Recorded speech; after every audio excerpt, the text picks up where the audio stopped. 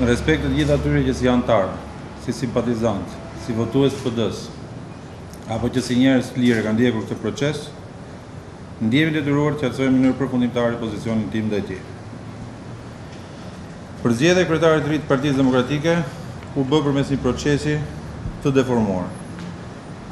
Në asnjë çast nuk u qartësua procedura e përgatitjes së listave dhe për më tepër në asnjë moment listat nuk u vunë në dispozicionin tim, gjë që do të thotë në mënyrë anormale unë garova pa pasur informacion për korpusin e votuesve.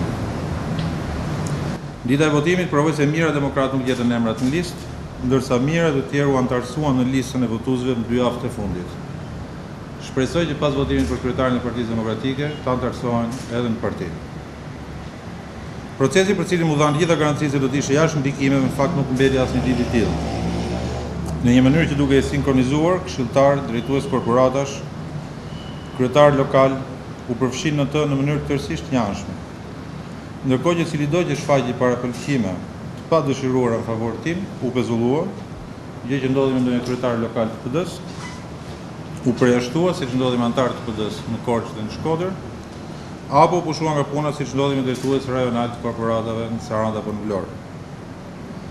Intimidimi u korrigua me fletën e numerizuar të votimit, që e bënte lehtësisht të mundur identifikimin e votuesve, ndërkohë që ky tension i strukturave ishte tërësisht i panevojshëm.